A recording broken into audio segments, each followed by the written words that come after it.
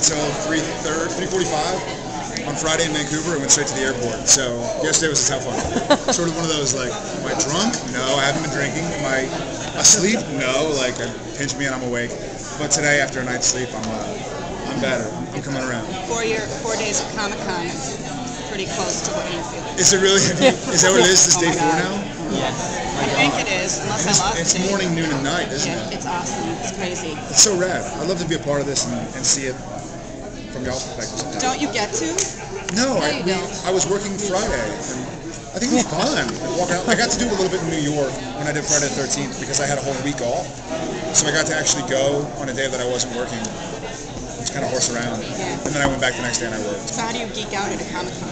I don't know. You know what I geeked out at New York? The only time I've ever been, I geeked out over Lou Ferrigno. I was totally like, he was there as the Hulk, and then the guy who was one of the stormtroopers who said, you know, Obi-Wan says, these aren't the droids you're looking for. These aren't the droids we're looking for. This guy, this picture of that scene with the little land speeder and Mark Hamill and the two stormtroopers. And I was like, I kind of asked somebody, I was like, what's going on? Like, I know he's not Alec Guinness.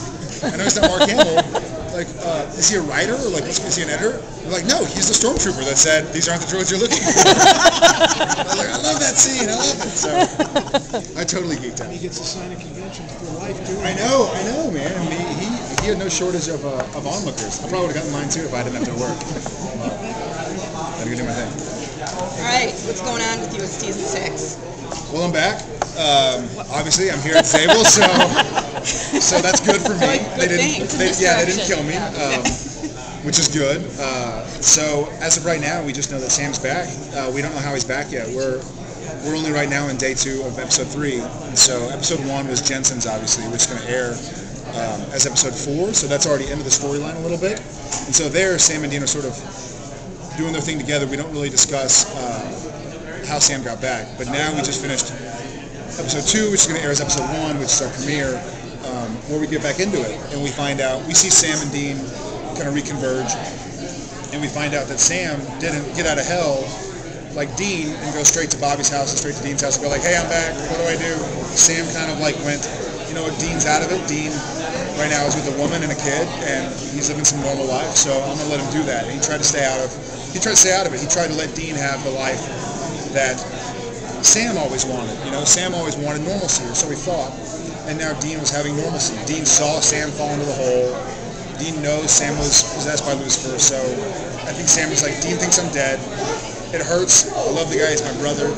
But, you know, he'll be happier without me. And so Sam has been hunting on his own. And now they're reconversion. We're figuring out how it happened.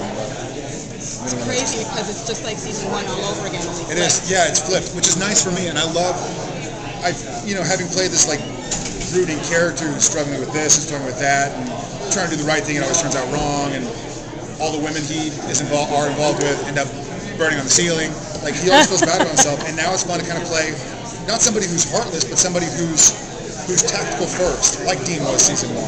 Somebody who's like, it sucks that the mother of these 2 kids is possessed by a demon, but she's possessed by a demon. We have to kill her. You know, I suppose. And Dean's going like, whoa, like, weren't you the one who was like, wait, let's solve things, let's talk. You know, and Dean and Sam are in the car, and Dean's like, do you want to talk? And Sam's like, no, why would I want to talk? I'm back. Like, why do I want to talk about hell? When I'm sitting here driving a car with my brother, I'm back, like, I'm breathing fresh air, I can have a beer. Like, what would I want to talk about? Like, it's truly kind of confusing to Sam. He's not being a jerk and going like, no, I don't need your help. He's just like, why? What's the point? So he's not as emotional anymore. He's more just driven by reason. So it's kind of a fun switch. And I get to go back and watch season 1 and see what we did and kind of do my own little take on it. So do you think Sam has given up the idea of having a normal life now? I think so. I think after everything, I mean, it's funny because at the beginning of the show, people would ask how I wanted the show to end. And I'd be like, I want Sam and Dean to go up like Butch Cassidy and Sundance and die. I was like, wait, Sam has died. So has Dean. They've both been to hell. They've both been to heaven. And so now I think Jared has accepted that death don't mean nothing to Sam. So as of right now, I think Sam has accepted the fact, or at least resigned himself to the idea that normalcy is not in the cards for them, and that that it's his job. You know, it's a tough lot in life, but it's nice that he gets to help people very tangibly and very like, this thing was going to kill you, I killed it, so you're welcome. Like, I did something. Like, it's very there. So I think Sam is now finding solace and comfort in the fact that he's doing something. His legs are moving. He's accomplishing objectives. Sam's not somebody to sit idly by and like have a beer. He's like, what's next? What do we got to do? We got to do something. So I think it makes Sam happy to keep doing his job.